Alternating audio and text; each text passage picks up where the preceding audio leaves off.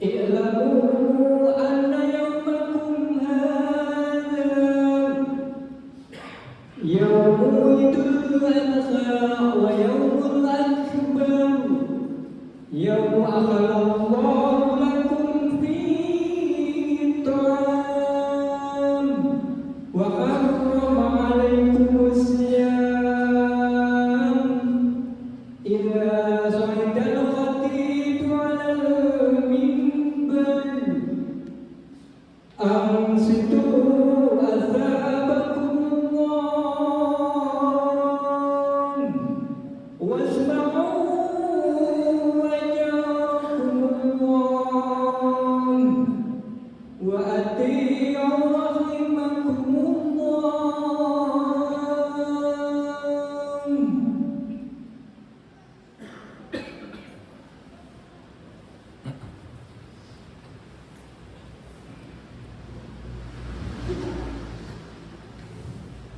Allahumma sholli ala Muhammad.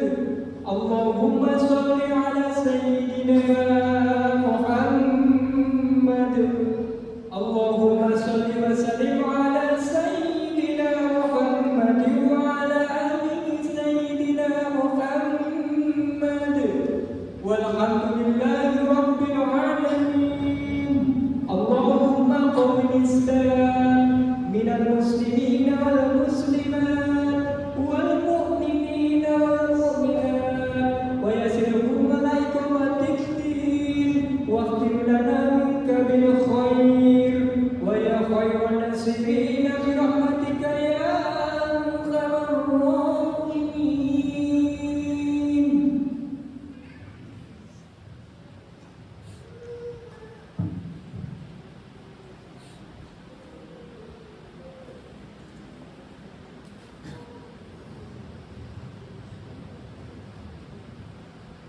Assalamualaikum warahmatullahi wabarakatuh. Allahu Akbar, Allahu Akbar, Allahu Akbar, Allahu Akbar, Allahu Akbar, Allahu Akbar, Allahu Akbar, Allahu Akbar, Allahu Akbar, Allahu Akbar kabiran walhamdulillahi katsiran wa subhanallahi bukratan wa asilan. La ilaha illallah wahdah syadaqa wahdah wa nasyara abdah wa azzama jundah wa jamal azzama wahdah.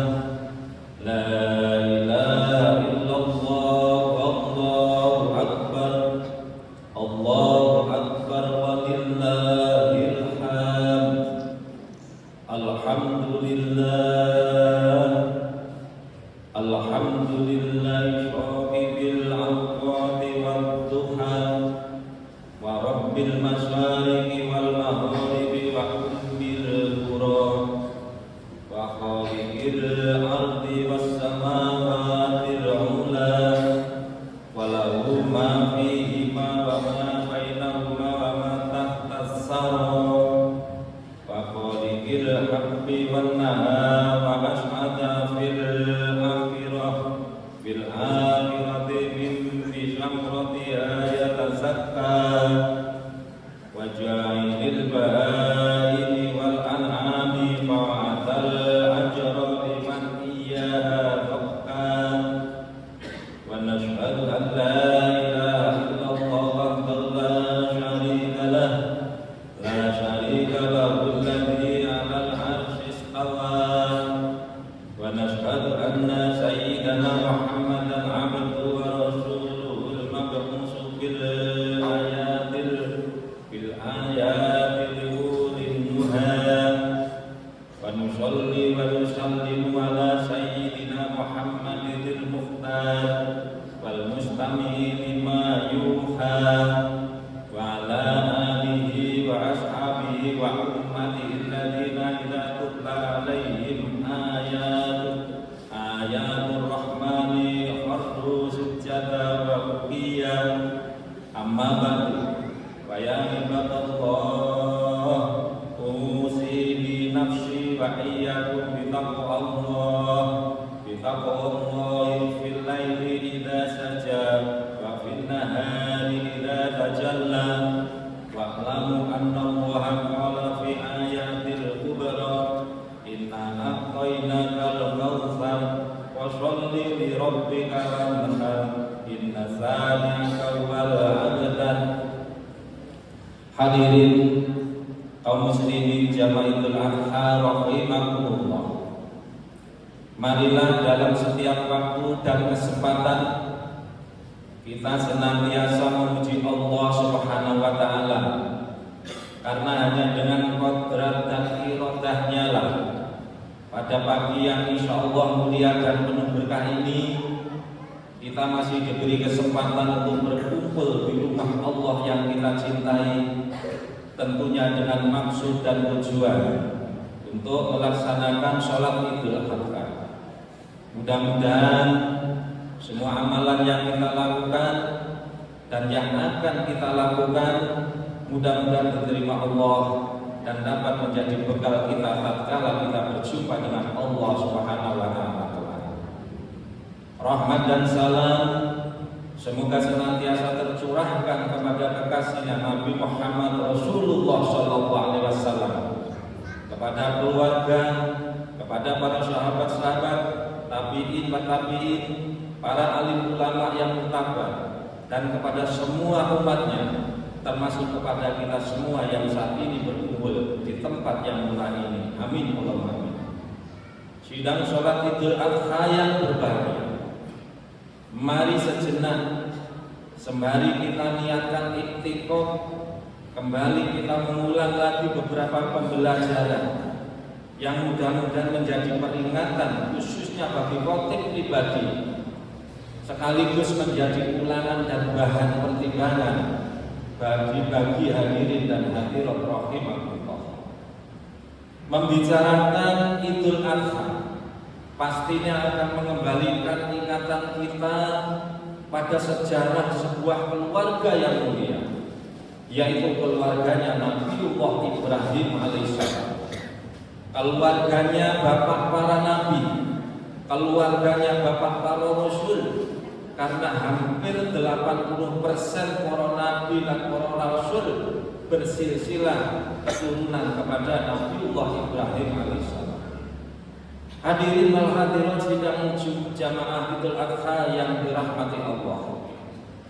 Pernah suatu ketika Nabiullah Ibrahim alaihissalam menggembala binatang ternaknya sebagaimana biasanya. Mulut beliau selalu berkomat-kamit menyebut asma Allah. Lalu Allah berfirman kepada para malaikat di langit, "Ya para malaikatku, lihatlah kekasihku, dimanapun, kapanpun dan dalam suasana apapun dia berada, bibirnya selalu basah menyebut asmaku, berzikir dan bermunajat, mendekatkan diri kepadaku." Kemudian semua malaikat menjawab, "Ya Allah, itu wajar, karena kekasihmu itu hidupnya tidak kekurangan, hidupnya selalu bergelimangan harta." Lalu Allah menjawab, "Wahai malaikat, janganlah engkau berburuk sangka kepada kekasihmu itu. Ketahuilah bahwa Ibrahim itu hatinya 100% terisi cintanya kepadamu. Tidak ada peluang sedikit pun mencintai hal lain, termasuk harta dunia. Seandainya kalian tidak percaya, kalian masih ragu, turunlah ke bumi dan ujilah dia." Lalu malaikat turun ke bumi, seolah-olah menjelma menjadi seorang manusia untuk menguji Nabiullah Ibrahim alaihissalam.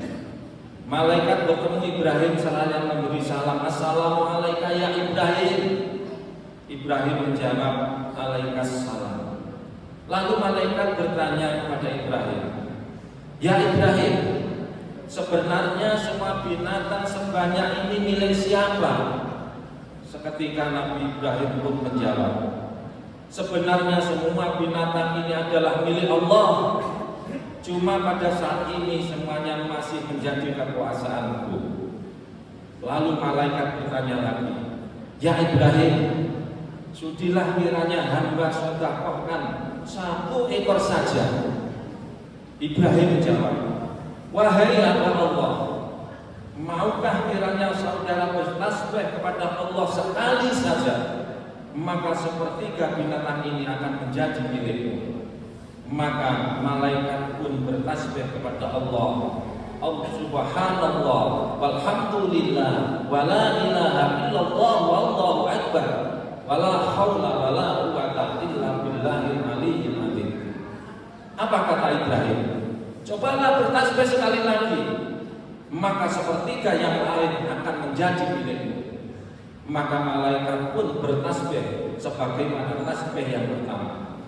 Kemudian Ibrahim berkata lagi, cobalah bertasbih sekali lagi, maka semua binatang ternak ini termasuk diriku akan menjadi milikmu semuanya. Malaikat yang menjelma manusia itu pun bertasbih untuk yang ketiga kalinya. Lalu apa kata Ibrahim? Wahai hamba Allah, apa yang harus aku kerjakan? Karena mulai saat ini semua binatang ini dan diriku sudah menjadi milikku. Di saat malaikat terbingung-bingung atas sikap Nabiullah Ibrahim, akhirnya malaikat membuka rahasianya, saudara. Ya Ibrahim, aku ini sebenarnya malaikat. Aku tidak butuh binatang-binatang ini semua, Ibrahim. Aku hanya diperintah Allah untuk mengujimu. Sama malaikat, aku pun juga tidak butuh binatang-binatang ternak seperti ini, kata Ibrahim. Akhirnya mengadulah malaikat kepada Allah. Ya Allah, Ibrahim kekasihmu ya Allah telah memberikan binatang ternak kepadaku semuanya ya Allah. Bagaimana dan kemana aku akan membawanya ya Allah? Maka Allah lalu berfirman kepada Nabiullah Ibrahim alaihissalam, Ibrahim, korbankan semua binatang ternak tersebut dan sedekahkan kepada fakir miskin yang membutuhkannya. Subhanallah, begitulah cara Ibrahim alaihissalam dalam memperlakukan hartanya. Sedikit pun beliau tidak merasa memiliki. Dan dalam suatu riwayat yang lain pernah dikisahkan hadirin bahwa Nabiullah Ibrahim alaihissalam pernah berkurban sebanyak 1000 ekor gibas, 300 ekor sapi dan 100 ekor unta. Ketika itu Nabiullah Ibrahim berkata, ya Allah, yang telah aku korbankan ini belum seberapa. Seandainya Engkau menganugerahkan aku seorang anak, lalu Engkau perintahkan untuk menyembelihnya, maka demi melaksanakan perintahmu, seketika itu akan kukorbankan ya Allah. Hadirin, benar saja, karena memang saat itu Nabi Ibrahim belum punya keturunan. Lama sudah beliau berumah tangga dengan Siti Syahra, akan tetapi belum juga diberi keturunan oleh Allah. Karena lama berselang, lupalah Nabiullah Ibrahim terhadap ucapannya tersebut. Dalam setiap waktu dia berdoa, ya Allah, ya Allah, Rabbi habli minas sholihin ya Allah. Ya Allah, berikan kepadaku seorang anak yang termasuk bagian dari hamba-hambamu yang soleh ya Allah. Nabiullah Ibrahim terus berdoa setiap saat, setiap waktu. Bertahun-tahun Nabi Ibrahim berdoa, dan rupanya hadirin, doa Nabi Ibrahim diperkenankan, dikabulkan oleh Allah Subhanahu wa taala. Allah memberikan kabar gembira kepada Ibrahim, ya Ibrahim, engkau akan memberi anak yang penyabar. Maka lahirlah keturunan yang pertama setelah 86 tahun terus-menerus berdoa, memohon, dan anak itu diberi nama Ismail alaihissalam. Jamaah Idul Adha yang dirahmati Allah, ketahuilah bahwa Allah rupanya mempunyai rencananya sendiri. Bila rencana kita berlainan dengan rencana Allah, maka rencana Allah lah yang pasti terjadi di alam nyata ini. Apa rencana Allah? Rupanya Allah ingin melihat sejauh mana cintanya Ibrahim kepada sang anak. Dapatkah sang anak Ismail menjadi penghalang cintanya Ibrahim kepada Allah? Maka pertama kali Allah menguji kepada Ibrahim. Apa ujian Allah? Ya Ibrahim, ambillah istri bersama anakmu, bawa keduanya ke suatu tempat yang jauh, tempat yang tandus, yang sama sekali tidak ada tumbuhan, hewan, apalagi manusia. Maka berangkatlah Nabi Ibrahim bersama istri dan anaknya yang masih merah, yang masih bayi, ke suatu tempat yang telah ditentukan oleh Allah. Di tempat itu ditinggalkanlah seorang istri dan anak tercintanya. Lalu Ibrahim kembali ke istri pertama di Palestina. Lalu apa ujian yang kedua? Allah menguji Ibrahim alaihissalam seperti yang diabadikan dalam Al-Quran. Falamma balagha sa'ya, ketika usia Ismail terlihat lucu-lucunya, ketika usia Ismail sudah bisa berjalan bersama ayah handanya Ibrahim alaihissalam. Sebagian ulama menyebutkan usia Ismail saat itu 7 tahun dan sebagian berkata menginjak 13 tahun. Allah menuntut janji dalam mimpinya. Ibrahim, tunaikan janjimu. Engkau pernah berjanji, seandainya aku berikan keturunan kepadamu dan aku perintahkan untuk menyembelih anakmu itu, maka demi cintamu padaku engkau akan lakukan. Karena itu ya Ibrahim, tunaikan janjimu, kata Allah yang dilibatkan dalam mimpi Nabi Ibrahim alaihissalam. Nabi Ibrahim merenung, ragu-ragu atas mimpinya itu. Apakah mimpi itu datang dari Allah atau dari syaitan? Mimpi itu terjadi pada malam yang ke-8 Zulhijjah. Makanya siangnya dinamakan Tarbiyah, hari perenungan Nabi Ibrahim alaihissalam atas keraguan akan mimpinya. Rupanya malam berikutnya, pada malam 9 Zulhijjah, mimpi itu datang lagi, persis yang terjadi pada malam sebelumnya. Ibrahim, tunaikan janjimu Ibrahim. Nabi Ibrahim semakin yakin bahwa mimpinya datang dari Allah. Makanya hari itu dinamakan hari Arafah. Pada malam 10 Zulhijjah datang lagi mimpi yang sama. Maka dengan tekad bulat, dengan teguh hati, Ibrahim melaksanakan perintah Allah untuk menyembelih putra kesayangannya Ismail alaihissalam. Tetapi Ibrahim seorang ayah yang bijak, ayah yang tidak sembrono. Sebelum mengeksekusi, sebelum melaksanakan, Ibrahim alaihissalam berdiskusi terlebih dulu dengan putranya Ismail alaihissalam. Walau saat itu putranya Ismail masih kecil, apa kata Ibrahim? Ya bunayya inni ara fil manna anni anfa'uka fanzur madza tara. Wahai anakku, sesungguhnya aku melihat dalam mimpiku Allah menyuruh untuk menyembelih dirimu nak. Fanzur madza tarana, coba renungkan anakku, bagaimana menurut pendapatmu putraku?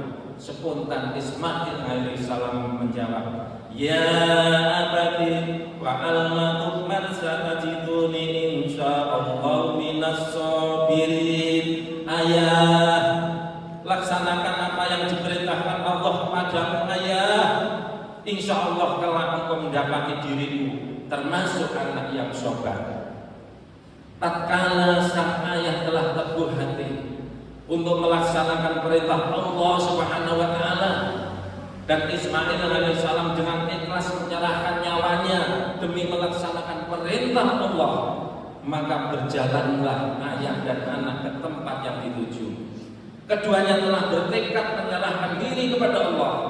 Saat pedang yang begitu tajam telah dihunus oleh Nabi Ibrahim alaihissalam dan diletakkan pada leher Ismail, maka seketika itu datanglah malaikat Jibril membawa seekor kibas yang besar sebagai pengganti Ismail untuk disembelih.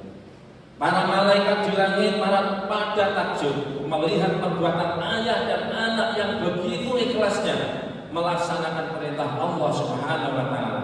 Makanya para malaikat di langit semuanya pada berzikir, Allahu Akbar, Allahu Akbar, Allahu Akbar.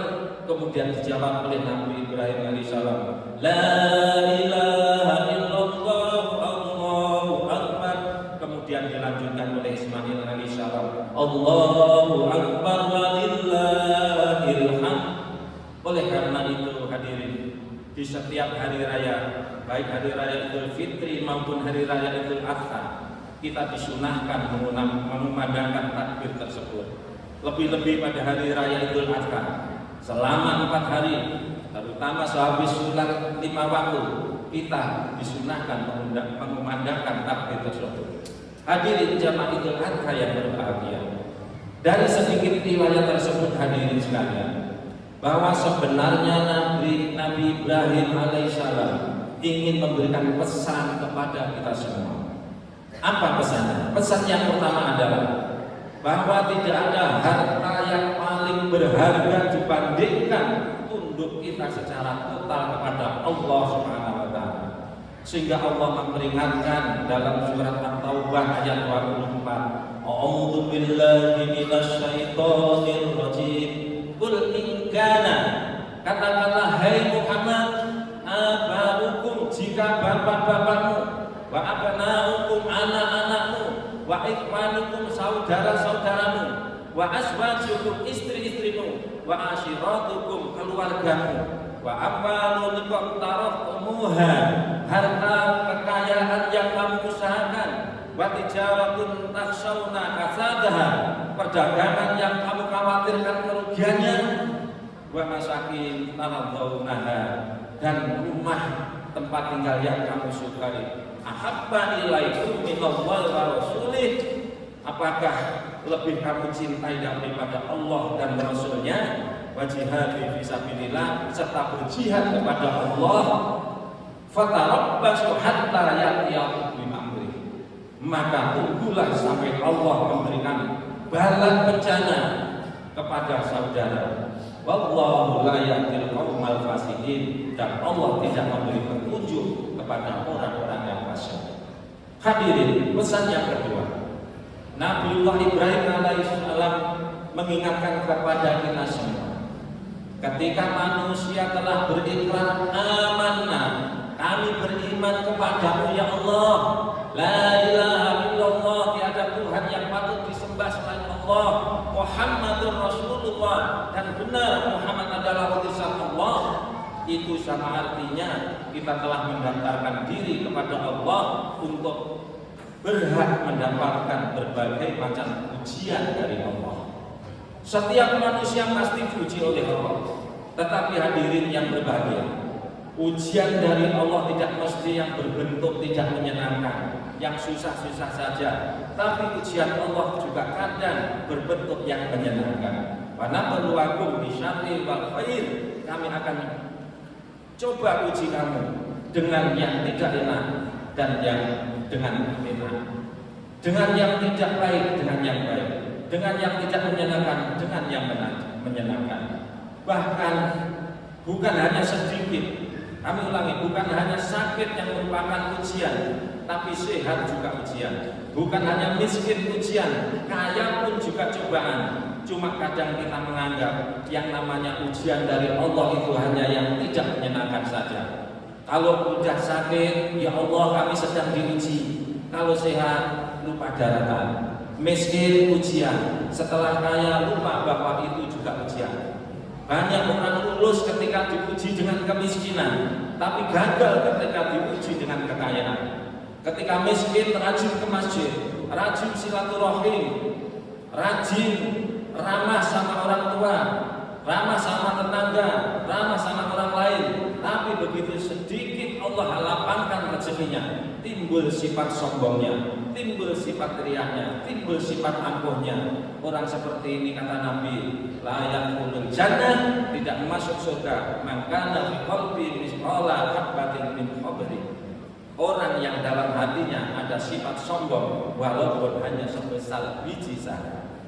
Pesan yang ketiga hadirin, bahwa sebuah kenikmatan akan benar-benar menjadi nikmat bila dengan kenikmatan tersebut akan mengantarkan diri kita untuk mendapatkan kenikmatan akhirat kelak.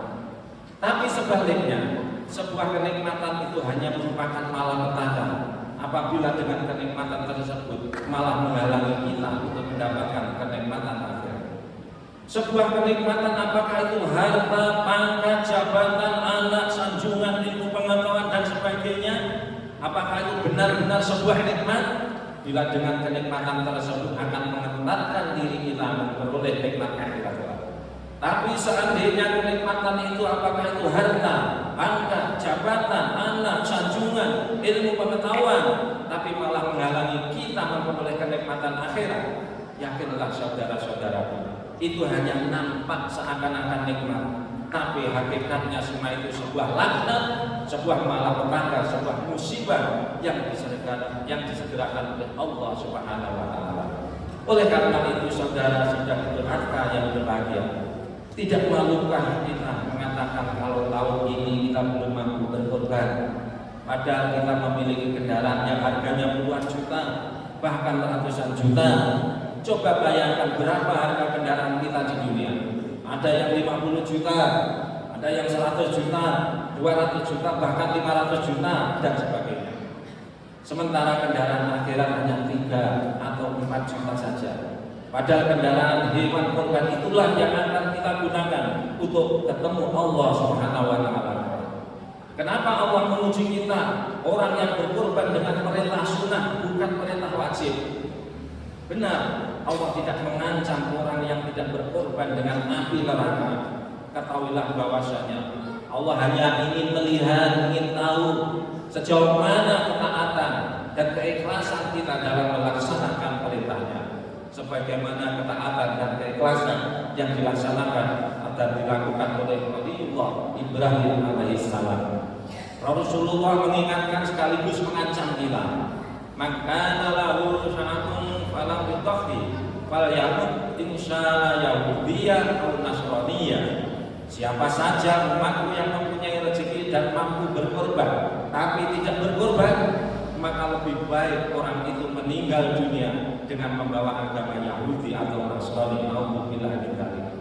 Korban itu saudaraku, kata Rasulullah, besok akan mendatangi pemiliknya lengkap dengan kuku-kukunya, bulu-bulunya, tanduk-tanduknya. Darah korban akan tumpah di sisi Allah sebelum darah tumpah di muka bumi. Fatimu biha nafsa, kata Rasulullah. Maka berbahagialah bagi orang-orang, bagi saudara-saudara yang telah melaksanakan korban. Hadirin jamaah Idul Adha yang berbahagia, demikian khutbah yang dapat saya sampaikan pada pagi hari ini. Semoga Allah Subhanahu wa taala memberikan taufik dan hidayahnya kepada kita semuanya, agar kita semua diberi petunjuk, agar kita diberi kesempatan dan kekuatan khususnya untuk senantiasa melaksanakan budiah kepadanya, umumnya melaksanakan amal kebajikan, baik amrun minallah wa haqqun minan nas. Mudah-mudahan segala amal yang telah kita laksanakan, segala amal yang belum kita lakukan oleh Allah diterima, khususnya sholat Idul Adha yang kita lakukan pada hari ini, yang tentunya akan kita barui dengan ibadah kurban. Mudah-mudahan kelak ibadah kurban kita membantu kita tatkala kita melewati shiratal mustaqim. Amin Allahumma amin. A'udzu billahi minasyaitonir rajim. Bismillahirrahmanirrahim. Inna a'tainaka al-kautsar fasholli li rabbika wanhar. Inna saniyaka al-abtar. Barakallahu li wa lakum fil Qur'anil azim wa nafa'ani wa iyyakum bima fihi min ayati wa dzikril hakim. Taqabbal minni wa minkum tilawatahu innahu was-sami'ul 'alim. Rabbikfir warham wa anta khairur rahimin.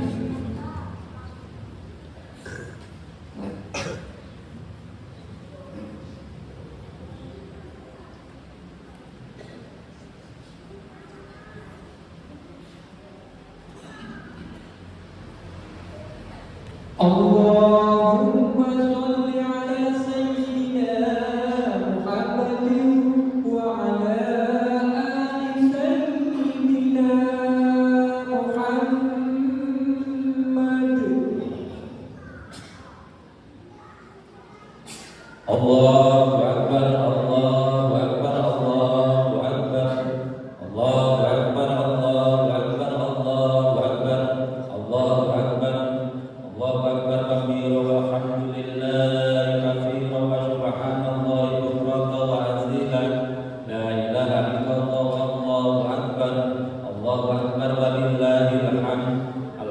alhamdulillahilladzi ja'alal ahyana bil ifraqi wasyukur wa dha'afa lil muttaqina jazilal ujur wa hamalat diyafatu fi yawmi lil umumil muslimina bi syahrihi bil mashhur wa subhana man harrama syawmahu wa ujaba fitrahu wa qadara fihi minal qulur ahmaduhu subhanahu min ilahi ala amtafiruha bi amalin mabrur wa qala ajani ilaiha bi'anahu wa hal jazaa mawfur wa asyhadu an la ilaha illallah wa la syarika lahu al-ghafur wa asyhadu anna sayyidana muhammadan abduhu wa rasuluhu alladhina taqaddara bil haqqi min afshaqil qabaili wa afsil anashir wa salli wa sallim ala abdika wa rasulika sayyidina Muhammad wa ala alihi wa ashabihi alladziina yarjuna rijatan taqul salatu wa salam daimaini wa mutalazimaini ma damal lailu wan nahar sallama tasliman katsiran amma ba'du ya ibadallah usikum wa iyyakum taqwallah ittaqullah wa ati'u la'allakum turhamun wa alamu anna yawmakum hadha yawmun 'adzim wa asiru min sholati 'ala nabiyil karim jalalatil qudratihi wa taqdima wa qala ta'ala wa lam yazal qailan 'aliman innallaha wa malaikatahu yusholluna 'alan nabi ya ayyuhalladzina amanu shallu 'alaihi wa sallimu taslima Allahumma shalli wa sallim wa barik ala sayyidina Muhammad sayyidil mursalin wa ala alihi wa sahbihi ajma'in wa ala tabi'ina wa tabi'ina wa tabi'in bi ihsan ila yaumiddin wa rahmna bi rahmatika ya arhamar rahimin Allahumma ighfir lil mu'minina wal mu'minat wal muslimina wal muslimat al ahya'i minhum wal amwat innaka sami'un qaribun mujibud da'wat ya qadiyal hajat Allahumma aslih a'immatana wa ummatina wa qutatana wa ulamana wa fuqahana wa masyayikhana salahan taman amman wa ja'alna min ibadika sholihin wa syukratal ahya'il alimin al-faisin al-karim amin ya rabbal alamin Allahumma man nasradin wa man qadal muslimin wa antil abda'atin wa antil bainan qulubina wa qulubil mu'minina wa asrakal mahjurin wa farid kamil mahjurin wa qadir darain dan mahjurin rabbana ighfir lana wa lilladzina syarafna bil iman wa la taj'alna fi qulubina illalladzina amanu rabbana innaka ra'ufur rahim rabbana atina fid dunya hasanah wa fil akhirati hasanah wa qina adzabannar walhamdulillahi rabbil alamin ibadallah innallaha ya'muru bil 'adli wal ihsan wa ita'i dzil qurba wa yanha 'anil fahsya'i wal munkari wal baghi ya'idukum la'allakum tadhakkarun faqullaha al-'azim yadhkurkum washkuruhu 'ala ni'amihi yazidkum wa la dzikrullahi akbar. Assalamualaikum warahmatullahi wabarakatuh.